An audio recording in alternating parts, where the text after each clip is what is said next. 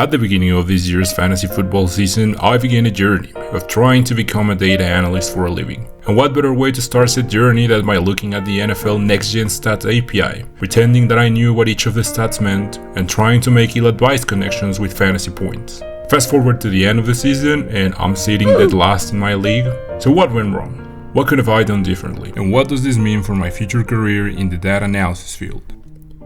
For a bit of context, I got the 10 overall pick in the draft, meaning that things didn't necessarily look good from the start, especially because I selected Nick Chubb as my first rounder, who sadly went down on week 2 with a terrible season-ending injury.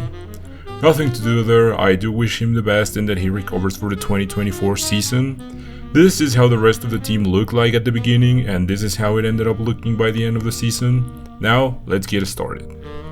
So, I drafted Joe Burrow at 5 and Tua at 12. I'm a big Dolphins fan. I believe Tua is a great quarterback, and he did save me after Joe Burrow went down. However, he's far from being a fantasy star. Despite Tua leading the league in passing yards, he sits at 23 in all offense fantasy points and 11 on quarterback rankings with 270.36 points. He was finally able to play an entire season worth of football and was consistent enough through those games, but consistency at 15 and 20 points per game isn't exactly winning you the league. This is in part due to the way quarterbacks get points in fantasy football. The Footballers has this great article that explains how fantasy quarterbacks get 0.04 points per passing yard or 1 point every 25 yards. However, they get 0.1 points per rushing yard, in addition to a bonus per rushing touchdown, +1 or +2 depending on how many points a passing touchdown is worth in your league. They explained that this discrepancy was intended to keep things balanced between quarterbacks and running backs / wide receivers, since quarterbacks generate so much more pass yardage than running backs generate rushing yardage.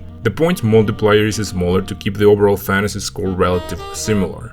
This explains why mobile quarterbacks are so valuable in fantasy football and why you can have quarterbacks that have a lot of fantasy success without actually replicating that success in real life football and vice versa. This system somewhat punishes quarterbacks like Tua that do not generate that much yardage with their legs despite leading the league in passing, and prevents him from being a league-winning quarterback. I feel we all know this instinctively, which is the reason why I drafted Joe Burrow at 5, given the fact that all these guys were already taken.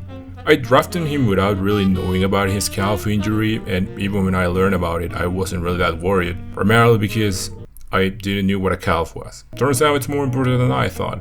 Not only is it vital in the throwing motion and mobility of a quarterback, which is kind of a must when you're behind the Bengals O-line, but also changed the way he ran the offense. This, alongside his season-ending injury, kept Joe Burrow from reaching his full potential as well as the rest of the Bengals offense, which makes a nice seg into the next section. I picked Joe Mixon at 3, and while he finished 6th on fantasy points among running backs, he did suffer during the beginning of the season. There is this great Sports Illustrated article that goes into detail on what happened to the Bengals offense during the start of the season and how Joe's calf injury affected them. Due to the injury, Joe didn't feel comfortable going under center or dropping back, which forced the team into a shotgun formation. This formation places the quarterback around 7 yards behind the center and allowed Joe to keep the passing game alive but at the expense of the running game.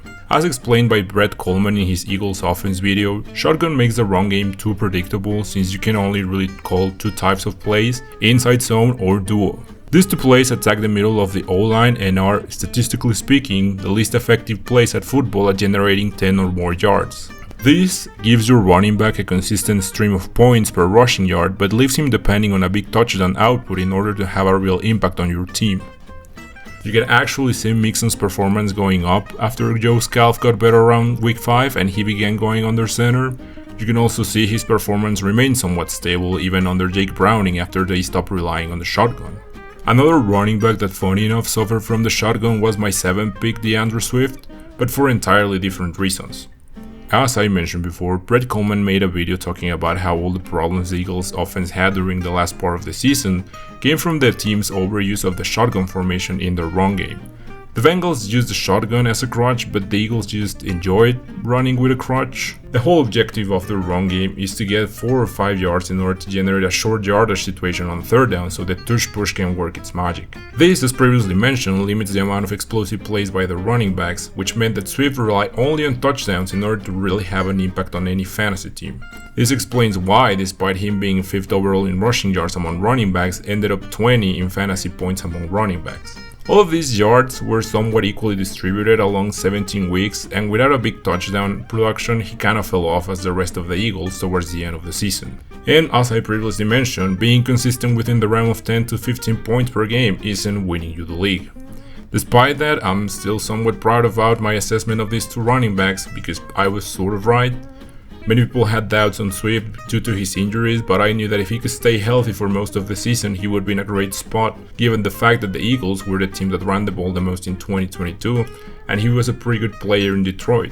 Some of the best sleepers come from this formula, finding good players in a bad situation that get a second chance in another team.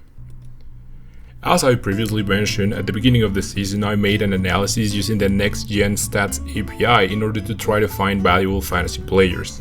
One of the biggest problems that I had in recent years was drafting top 10 players from the previous years that would absolutely tank in the current season.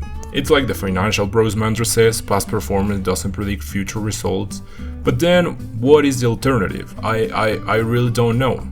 Lucky for me, I found an article by 444 that explored year-to-year correlations and the correlation to fantasy points for every next-gen stat. They did this for every single next-gen category, passing, rushing, and receiving. These are the results. Basically, any number in this table above 0.6 indicates a strong correlation between two variables. In the case of quarterbacks, it was time to throw and to some degree average intended yards. In the case of running backs, it was kind of unclear. And for wide receivers, the stats that get better translated between seasons were average target yards and percentage share of teams' air yards. Now, the second one is particularly interesting since it displays both a moderate year-to-year and fantasy point correlation. This metric was the one I used when choosing which receivers to draft.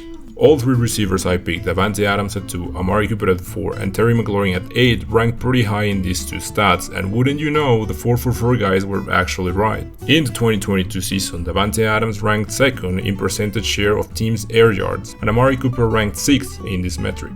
Fast forward to 2023, and you can find Davante at 2 and Amari at 14. This ranks somewhat translated into fantasy points, with Davante finishing as 10 in fantasy points among wide receivers and Amari finishing at 20. So if my two starting wide receivers ended up in the top 20, why did I struggle so much at this position? Well, the answer is kinda simple. When you look at each player's graph, Davante Adams had two monstrous performances at week 3 and 17, but apart from that he averaged around 14 points per game. Same thing happens with Amari Cooper, who had a 151 points game in week 16, which would have actually been useful if I had made it to the playoffs, and an average of like 15 points per game. I guess there were some things that I could have taken into consideration, like Jacoby Myers taking away points from Davante, or Derek Carr getting replaced by Jimmy G having some impact on the passing game, although I actually look at both quarterbacks' stats of last season and I swear to you they were the exact same quarterback. Was I supposed to predict that the Raiders would implode halfway through the season?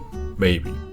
Was I supposed to know that the Browns team would play better under a semi-retired Joe Flacco than a guy that they were willing to pay $230 million for 5 years? No. Do I find it funny? Yes, I do find it kind of funny. Going into this season, I had the theory that if you couldn't get your hands on Travis Kelce or Mark Andrews, you might as well just let the auto pick get a tight end for you. This is the reason why I picked George Kittle at 6, following the logic that he's a good player in a good offense, so good things are bound to happen. Kittle would go on to finish 5th on fantasy points among tight ends, and I was able to trade him for Raheem Mostert later in the season. Despite this, Kittle had a slow start, which made me look for another tight end in week 3, and that's when I found Sam Laporta. The crazy thing is that I didn't even have to make a waiver claim for him, I just grabbed him straight out of the gulag in the only smart waiver decision I took this season. Not even Travis Kelce with Taylor Swift on the stands could take away the number 1 rank from my boy Sam, which reflects how much of an amazing season he had. There are a lot of things that I could put the blame on for finishing last, but all of them would be copium. I could blame it on the fact that I picked at 10, but then the guy that picked at 9 won the league. I could blame it on my first rounder missing the entire season, but this guy had Austin Eckler as his number 1 pick and made it to the final. The guy that picked at first finished only 2 spots above from me. I don't know, I feel like blaming it all on bad luck is a bit of an oversimplification of what actually happened here. And one of the reasons why I want to become a data analyst is because I like finding answers within the numbers. So I guess I'll see you in the 2024 season.